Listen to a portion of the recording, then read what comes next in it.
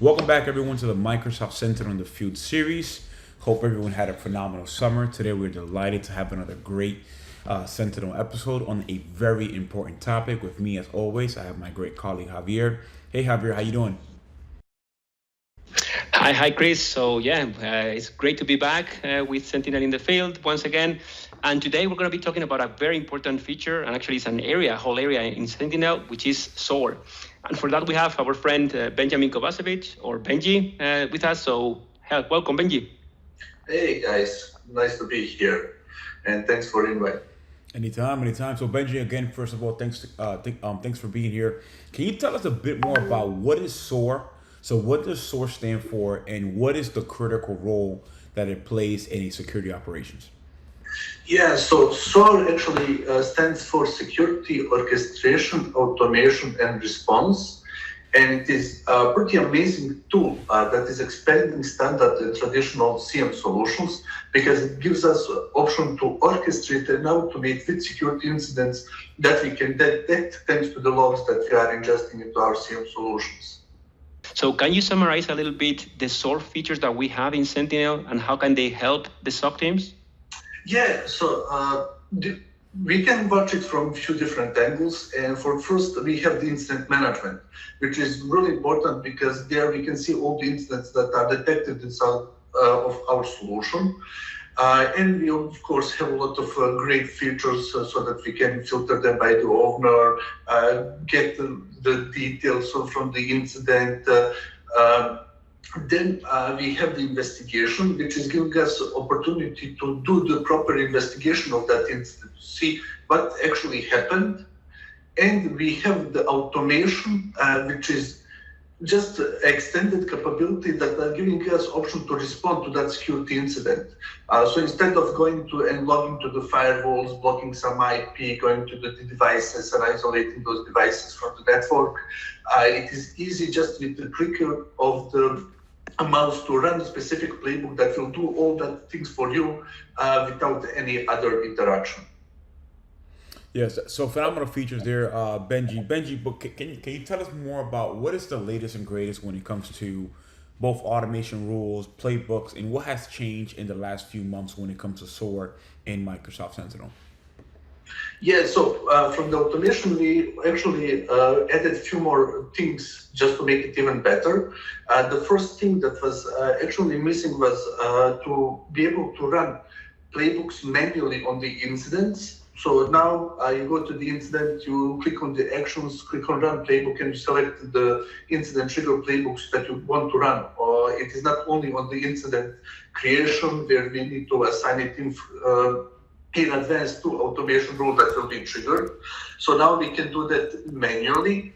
Then we added update trigger that is expanding the reaction for us, because we can add some specifics to the incidents that will be really important for us later on. For example, if we add alert to the incident, we want to run specific playbook that will enrich that incident with additional data that we find out from that alert.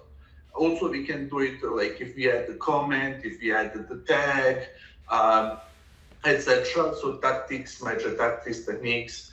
And the last thing is that we also added option to automation rules that we can run actually alert trigger playbooks using automation rules. And now we have the whole package inside of the automation rule, and we can use automation rule to centrally manage with whole of our response capabilities inside of the Sentinel. Huge capabilities, Benji. Thanks for that. So you told us about some of those new features that are coming into automation rules and playbooks. What about incident management? Because it's very much connected to SOAR. What are the main things that we released recently? Yeah, there is no SOAR without incident management, of course. And we are trying to expand our incident management capabilities even more. So we added functionalities that will make our SOC analyst life much easier, like similar incidents. So when you have the incidents, you go to overview of that incident, and you will have option to see what similar incidents happened in the last 14 days. based on the entity or the same alert rule that triggered that incident. Then we also add the possibility to add alert to incident using the investigation graph or the API. And that is really important when we are doing the investigation. We can find the connection maybe that we maybe missed before. And we want to add that specific alert that we detected to the incident without any additional like bookmarks and going to the bookmarks. Now it is pretty easy going to the investigation graph. When we find it and using the GUI, we can add that alert, or we can remove that alert if we later want from that incident. Also, what is really, really nice, and this is something that we just introduced, is that when we find, for example, IP address, we find some domain, file, hash, or URL that we want to add to the threat intelligence, it is super easy now to perform it using the investigation graph. When we click on that specific, for example, IP, it will open us in more info about that specific IP, and we will have option to add it to TI, threat intelligence. When we click, we will fill in the data, we will fill in the confidence level, and it will be written inside of the threat intelligence indicators table, and we will be able to find it inside of the threat intelligence blade, which is expanding really a lot, just possibilities how we can manage those entities and add them easily to our threat intelligence indicators. And the last but not the least, something that we just introduced is option to manually create incident inside of the Sentinel. So before we had to have an analytic rule that will detect. Now we can create that manually. We can use playbooks now to create the incident. And we just published 2 playbooks that are connected to it that will make your life a bit easier. So you can create incident using shared mailbox based on specific data that will be inside of it, or using even Microsoft Forms. So you will fill in the Microsoft form, click submit, and immediately that incident will be created inside of Microsoft Sentinel. Wow, this is phenomenal here, Benji, and I really love how it really provides flexible options for any customer, regardless of size, can definitely, get into and tap into the different power of SOAR. Javier, what time is it? It's demo time. It is demo time. Okay, just to show you how these new features are actually inside of the Sentinel. Here we can see our incident page where we can see all our incidents that are open based on the time that we selected. And we can see here a few incidents for the investigation.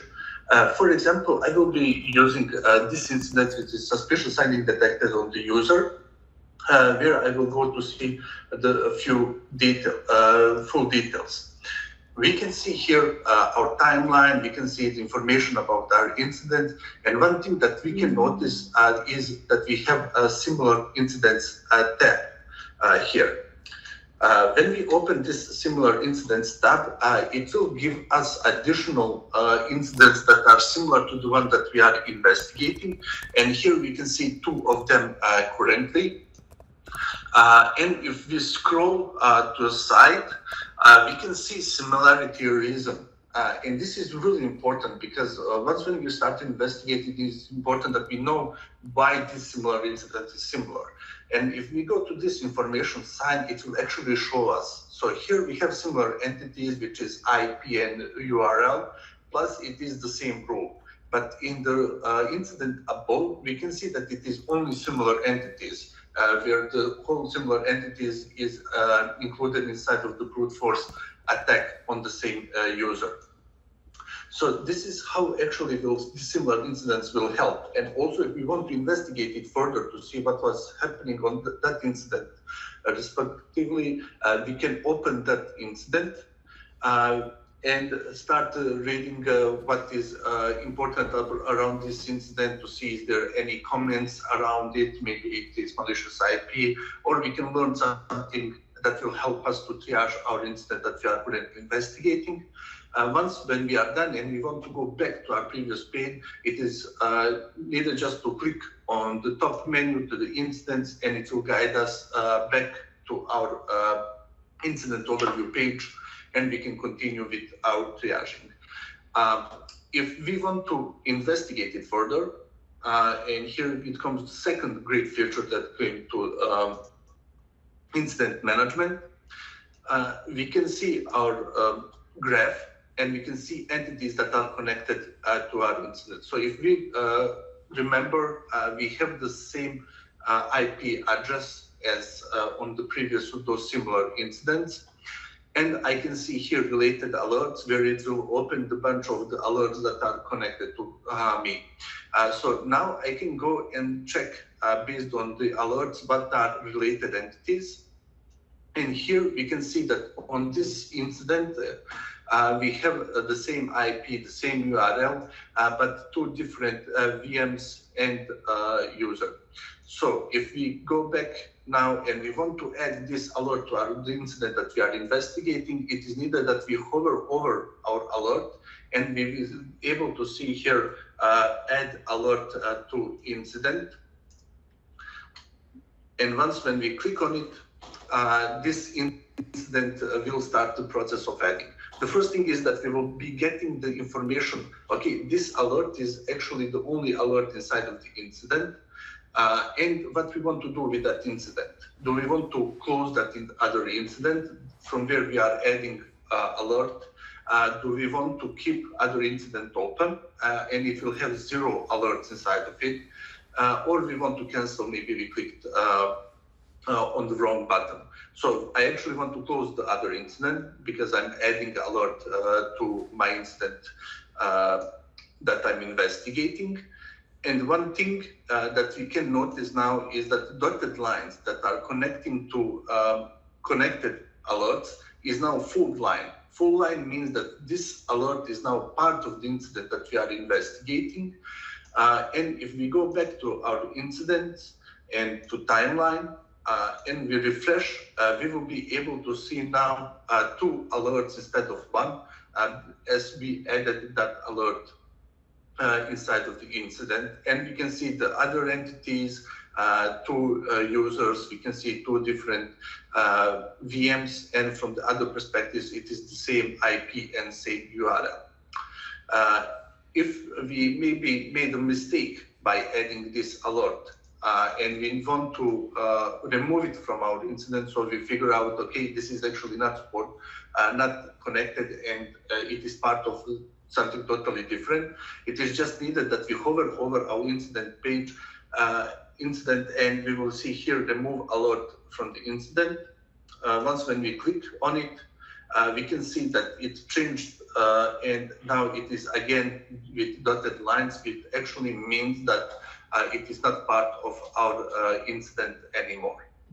Benji, one question. So in the example you showed that the incident only had one, the other incident only had one alert, and therefore it offered you the option to close it or keep it. What happens if that other incident has more than one alert, and I just want to add to this one of them? If it has more than one alert, it will actually not ask you to close it or keep it because it has more alerts, so it will not be empty. This is actually only when it is one alert inside of the incident, because we don't want to have incidents with no alerts, because alerts are actually evidence inside of Microsoft Sentinel. Gotcha. Cool. Thanks. So this is a few of the new things that are coming from incident management. And now we will switch to Microsoft Sentinel automation and what is new inside of the Microsoft Sentinel automation. So when I was speaking about Microsoft Sentinel automation, the first thing that I mentioned was that we actually can run playbooks on incident manually. What it actually means is, so if we have one of the incidents that we are investigating, and after incident creation, we want to run playbook.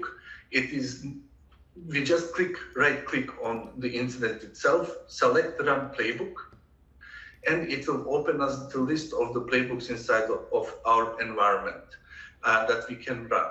The first thing that we can notice here is that I have these stars. And this is really, really useful for SOC analysts because we can mark our favorite playbooks that we are using all the time, and they will be seen as the top ones. And we don't need to search for them. Of course, if you need some other, we just can search, for example, confirm, then it will find me only those playbooks that I need. So it is just needed now that I go and click on the run, where it will run that playbook in the background. The really cool addition to this is runs, which will actually show us what playbooks run in the background and the statuses of them. Is it running still? Is it succeeded? Or if it is failed, we will see failed status. And if we need to investigate why it failed, what happened, we just open the playbook by clicking View Run, and it will open that run and we can troubleshoot to see why it failed and what went wrong, which is saving us time to find if maybe some playbook is having some errors. The same experience we can get by clicking actions on the same incident and clicking Run Playbook. Or when we are going into view few details, again, clicking on actions and clicking Run Playbook. So in each case, it will have the same experience. It will open us playbook, incident trigger playbooks, and we can run any of them. As I mentioned, this is opening us not only possibility to run playbooks manually on the incident, but also to run playbooks from the workbook or run playbook from the playbook itself. Here is example of workbook where we have a list of playbooks, a list of incidents, and I will select one of those incidents. Now, if we scroll back, we can see here, do I want to run playbook on the incident? I want, okay, what is my resource group? What is my playbook name that I want to run? And I want maybe to block IP inside of the Azure firewall. The trigger name, and here it is only supported incident trigger, Microsoft Sentinel incident trigger, and we can run Microsoft Sentinel playbook. It will open us an action where we can see all the details, the post message that is used, and we can run ARM action that will be run in the background.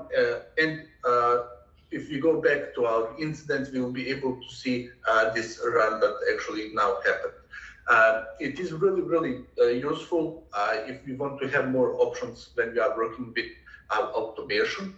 Plus, now we can create that one of the actions inside of the playbook is to run another playbook, which was not possible before, and opening more automation possibilities. The other important addition to automation is the new trigger.